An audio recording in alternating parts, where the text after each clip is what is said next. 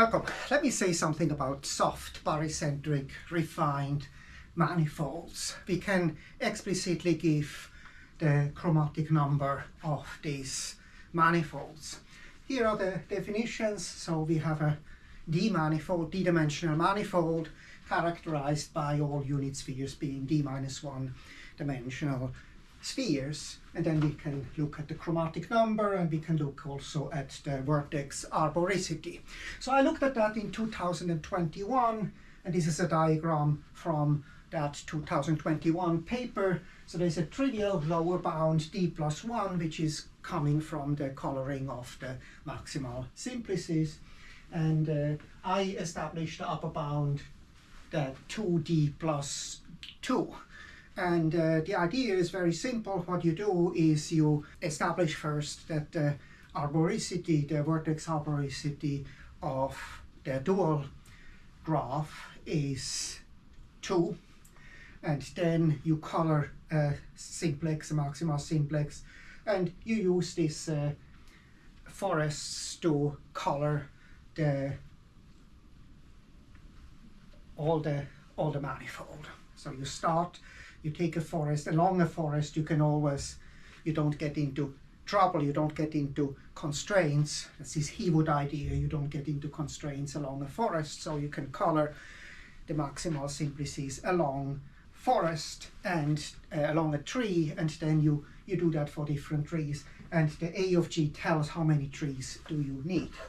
So for example here, this is a 2 manifold, so it's made of triangles. Every unit sphere is a circular graph, and the dual graph consists as vertices, the triangles, and you connect two with one if they intersect in an edge here. So this is no more a manifold. It's triangle free, but you can then this dual graph you can cover with 2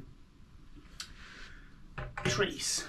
Tree covering is a generalization or a variant of vertex coloring. Vertex coloring is kind of like covering with seats, with trees without edges. So these are the definitions, and there is a trivial bound between the chromatic number and the vertex arboricity. And by the way, I did not know in 2021, I did not know about vertex arboricity. It's a natural notion, essentially established that the vertex arboricity of a dual graph is 2, which is not so obvious because what one has in general, even in triangle-free graphs, you can have arbitrary large chromatic number, arbitrary large vertex arboricity.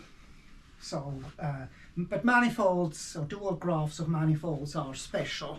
You have essentially this Morse decomposition. You can build up the manifold nicely, and you can then use induction with respect to the dimension and color things inductively, and establish so that the chromatic number of the dual graph is between 2 and 3. And what you do is you do it for balls, and then you use balls to get the whole manifold. So this is the key result here. The chromatic number of a dual graph of a manifold is always 2 or 3. Now, if you look at barycentric refinement, then the chromatic problem is going away completely. I mean, it's trivial because the dimension of the simplices are already a coloring, so these are minimally colored. So this is, when you take a barycentric refinement, you are already in this lower bound here. And it's an interesting question. What happens in general, right? What happens? What is really the upper bound? I conjectured that it's kind of between here. And in 2021, I realized that something I had assumed to be true or kind of conjectured to be true in 2014 does not hold. I thought that every d-dimensional sphere can be colored by d+1 or d+2 colors, analog to the 4-color theorem, which is equivalent. The 4-color theorem is equivalent that the chromatic number of a 2-sphere is between 3 and 4. 3 is the trivial lower bound, 4 is the non-trivial upper bound, which is hard. So but already for 3 spheres you have larger chromatic number, because the 3 sphere can be written as a join of 2 one-dimensional spheres, and the chromatic numbers add up if you take the join operation, obviously. And so what you have is when you take 2 odd-dimensional, odd-length circles and you take the join, you get the 3 sphere, which is has chromatic number 6. So that gives us, for 2 equal to for 3 dimensions, this gives us an example with chromatic number 6. So it's not 5 or 4, but it also 6 is possible. But this is not established, right? So in principle, it could be it could be 8, but we don't even have an example of 7 for 3 manifolds.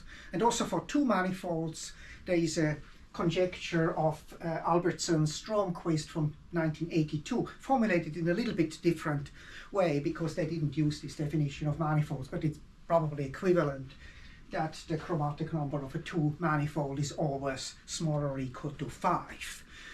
So there are examples, they gave examples of tori, there are examples of projective planes. I mentioned this last time.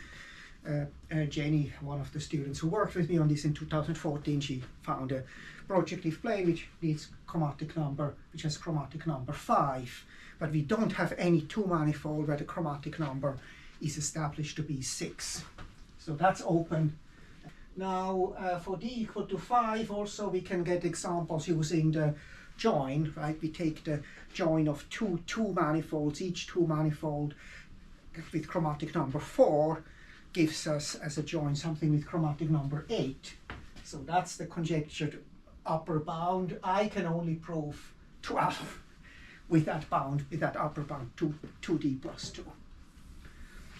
So that's the thing. So in general, you can establish here kind of infinitely many cases where you reach really odd dimensional cases where you reach that conjectured upper bound, but we don't have an example, say, for d equal to 4, which has chromatic number 8. That's the conjecture, is that it's 8.